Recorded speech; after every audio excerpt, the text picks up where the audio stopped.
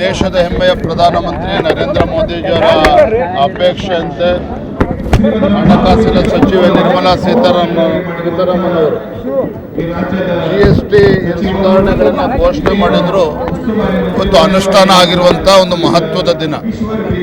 ದೇಶಾದ್ಯಂತ ಮತ್ತು ಕರ್ನಾಟಕ ರಾಜ್ಯದಲ್ಲೂ ಸಹ ಇವತ್ತು ಈ ಒಂದು ಶುಭ ದಿನದಂದು ಸಿಹಿಯನ್ನು ಹಂಚಿ ಪಟಾಕಿಯನ್ನು ಸಿಡಿಸಿ ಸಂಭ್ರಮವನ್ನು ಆಚರಣೆ ಮಾಡಿದ್ದಾರೆ.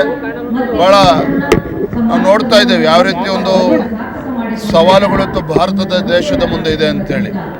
ಅಮೇರಿಕದಿಂದ ಹಿಡಿದು ಬೇರೆ ದೇಶಗಳು ನಮ್ಮ ದೇಶಕ್ಕೆ ಸವಾಲನ್ನು ಒಡ್ಡಿರುವಂಥ ಸಂದರ್ಭದಲ್ಲಿ ಮೋದಿಜಿಯವರ ದಿಟ್ಟ ನಾಯಕತ್ವ ಏನು ದೇಶವನ್ನು ಒಂದು ವಿಕಸಿತ ಭಾರತವಾಗಿ ಪರಿವರ್ತನೆ ಮಾಡಬೇಕು ಅನ್ನುವ ಏನು ಆಶಯ ಇದೆ ಮೋದಿಯವರದು. ಆಶಯ ತಕ್ಕಂತೆ ಭಾರತವನ್ನು ಒಂದು ಬಲಿಷ್ಠ ರಾಷ್ಟ್ರವನ್ನಾಗಿ ಮಾಡಬೇಕು, ಒಂದು ಆತ್ಮನಿರ್ಭರ ಭಾರತವನ್ನಾಗಿ ಮಾಡಬೇಕು, ಈ ಒಂದು ದೃಷ್ಟಿಕೋನ ಇಟ್ಕೊಂಡು ಮೋದಿಯವರು ಸಾಗ್ತಾ ಇದ್ದಾರೆ. ಆ ದಿಕ್ಕಿನಲ್ಲಿ ಇವತ್ತು ಏನು GST ಸುಧಾರಣೆಗಳು ಘೋಷಣೆ ಆಗಿದೆ, ಇವತ್ತು ಇಂಪ್ಲಿಮೆಂಟೇಷನ್ ಆಗಿದೆ. ಭಾರತದ ಆರ್ಥಿಕ ಶಕ್ತಿಗೆ ಒಂದು ದೊಡ್ಡ ಬಲವನ್ನು ನೀಡುತ್ತದೆ, ದೇಶವನ್ನು ಇನ್ನೂ ಎತ್ತರಕ್ಕೆ ತೆಗೆದುಕೊಂಡು ಹೋಗ್ತದೆ. ಕಾಂಗ್ರೆಸ್ ನಾಯಕರು ಇದನ್ನ ವಿರೋಧ ವ್ಯಕ್ತಪಡಿಸ್ತಾ ಇದ್ದಾರೆ ಸರ್. ರಾಜ್ಯಗಳಿಗೆ ಬಹಳಷ್ಟು ನಷ್ಟ ಆಗಿದೆ ಇದರಿಂದ ಅಂತೇಳಿ ವಿರೋಧ ಮಾಡ್ತಾ ಇದ್ದಾರೆ ಸರ್. ನೋಡಿ, ಯಾವಾಗ ನರೇಂದ್ರ ಮೋದಿಜಿಯವರು ಕೇಂದ್ರದಲ್ಲಿ ಪ್ರಧಾನಮಂತ್ರಿ ಆದರು, ಮೋದಿಯವರು ತೆಗೆದುಕೊಳ್ಳತಕ್ಕಂಥ ಪ್ರತಿಯೊಂದು ನಿರ್ಧಾರವನ್ನು ಕೂಡ ಕಾಂಗ್ರೆಸ್ ವಿರೋಧ ಮಾಡ್ಕೊಂಡು ಬಂದಿದ್ದಾರೆ. ಇವತ್ತು ಡಿಮಾನಿಟೈಸೇಷನ್ ಕೂಡ ವಿರೋಧ ಮಾಡಿದ್ರು, ಎಲ್ಲ ವಿಚಾರದಲ್ಲೂ ಕೂಡ ವಿರೋಧ ಮಾಡ್ಕೊಂಡೇ ಬರ್ತಾ ಇದ್ದಾರೆ. ಕಾರಣ ಏನಪ್ಪ ಅಂತ ಹೇಳಿದ್ರೆ, ಕಾಂಗ್ರೆಸ್ನವ್ರಿಗೆ ರಾಹುಲ್ ಗಾಂಧಿಗೆ ಅಥವಾ ಗಾಂಧಿ ಕುಟುಂಬಕ್ಕೆ ಈ ದೇಶದಲ್ಲಿ ಒಬ್ಬ ಹಿಂದುಳಿದ ವರ್ಗಕ್ಕೆ ಸೇರಿರ್ತಕ್ಕಂಥವ್ರು ಪ್ರಧಾನಮಂತ್ರಿ ಆಗಿದ್ದಾರೆ, ಆ ಸ್ಥಾನದಲ್ಲಿ ಕೂತಿದ್ದಾರೆ. ಅದು ನಾನು ಸಹಿಸ್ಕೊಳ್ಳೋದಕ್ಕೆ ಆಗ್ತಾ ಇಲ್ಲ ಗಾಂಧಿ ಕುಟುಂಬಕ್ಕೆ ಮತ್ತು ಕಾಂಗ್ರೆಸ್ ಪಕ್ಷಕ್ಕೆ. ಹಾಗಾಗಿ ಎಲ್ಲ ನಿರ್ಧಾರವನ್ನು ಕೂಡ ಟೀಕೆ ಮಾಡ್ತಾರೆ, ಎಲ್ಲವನ್ನೂ ಕೂಡ ವಿರೋಧ ಮಾಡ್ತಾರೆ. ಆದರೆ ದೇಶದ ಜನ ಇವತ್ತು ಅರ್ಥ ಮಾಡ್ಕೊಂಡಿದ್ದಾರೆ.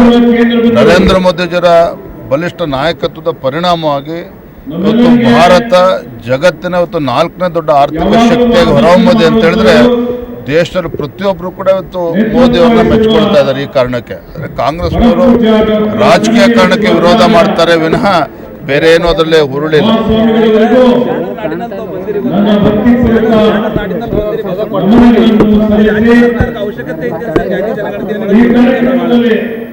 ರಾಜ್ಯ ಸರ್ಕಾರಕ್ಕೆ ಜಾತಿ ಜನಗಣತಿ ಮಾಡುವಂತಹ ಯಾವುದೇ ಒಂದು ಅಧಿಕಾರ ಇಲ್ಲ. ಆದರೂ ಕೂಡ ಆರ್ಥಿಕ, ಸಾಮಾಜಿಕ, ಶೈಕ್ಷಣಿಕ ಒಂದು ಸರ್ವೆ ಅಂತೇಳಿ ನೆಪ ಮಾಡಿಕೊಂಡು ಈ ರಾಜ್ಯದ ಮುಖ್ಯಮಂತ್ರಿಗಳು, ಈ ಕಾಂಗ್ರೆಸ್ ಸರ್ಕಾರ ಹಿಂದೂ ಸಮಾಜವನ್ನು ಒಡೆಯುವಂಥ ಕೆಲಸಕ್ಕೆ ಕೈ ಹಾಕಿದ್ದಾರೆ. ಜಾತಿಗಳನ್ನು ಎತ್ಕಟ್ಟುವಂಥ ಕೆಲಸಕ್ಕೆ ಕೈ ಹಾಕಿದ್ದಾರೆ. ಇವತ್ತು ಮುಖ್ಯಮಂತ್ರಿಗಳಾಗಿರ್ತಕ್ಕಂಥವ್ರು ರಾಜ್ಯದ ಅಭಿವೃದ್ಧಿಯ ಬಗ್ಗೆ ಚಿಂತನೆ ಮಾಡಬೇಕಾಗಿತ್ತು. ಅಭಿವೃದ್ಧಿಯ ಬಗ್ಗೆ ಚಿಂತನೆ ಮಾಡದೇನೆ ಈ ರೀತಿ ಒಂದು ಗೊಂದಲವನ್ನು ಸೃಷ್ಟಿ ಮಾಡುವಂಥ ಕೆಲಸ ರಾಜ್ಯ ಸರ್ಕಾರ ಮಾಡ್ತಾ ಇರ್ತಕ್ಕಂಥದ್ದು ಖಂಡಿತ ಸರಿಯಲ್ಲ. ಸಿದ್ದರಾಮಯ್ಯ ಸರ್ಕಾರದ ಸಾಧನೆಯೇನು? ಸಿದ್ದರಾಮಯ್ಯ ಸರ್ಕಾರ ಸಾಧನೆ ಏನಪ್ಪ ಅಂತ ಹೇಳಿದ್ರೆ ಹಿಂದೂ ಸಮಾಜವನ್ನು ಒಡೆಯುವಂತೆ. ಇವತ್ತು ಧರ್ಮಸ್ಥಳದ ವಿಚಾರದಲ್ಲಿ ಯಾವ ರೀತಿ ಗೊಂದಲವನ್ನು ಸೃಷ್ಟಿ ಮಾಡಿದ್ರು, ತಾಯಿ ಚಾಮುಂಡೇಶ್ವರಿ ಆರಾಧನೆ ವಿಚಾರದಲ್ಲೂ ಕೂಡ ಚಾಮುಂಡೇಶ್ವರಿ ಅಲ್ಲೂ ಕೂಡ ಗೊಂದಲವನ್ನು ಸೃಷ್ಟಿ ಮಾಡಿದ್ರು.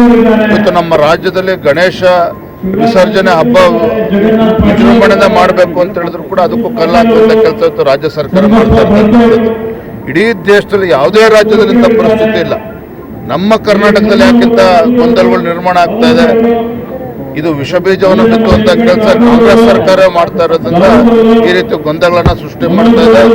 ಒಂದಂತೂ ಸತ್ಯ, ಈ ಕಾಂಗ್ರೆಸ್ ಸರ್ಕಾರದ, ಸಿದ್ದರಾಮಯ್ಯ ಸರ್ಕಾರದ ಈ ಪಾಪದ ಕೂಡ ತುಂಬಿದೆ. ಜನ ಇವತ್ತು ನೋಡ್ತಾ ಇದ್ದಾರೆ, ಸೂಕ್ತ ಸಮಯದಲ್ಲಿ ಸರಿಯಾದಂಥ ಉತ್ತರವನ್ನು ನೀಡ್ತಾರೆ.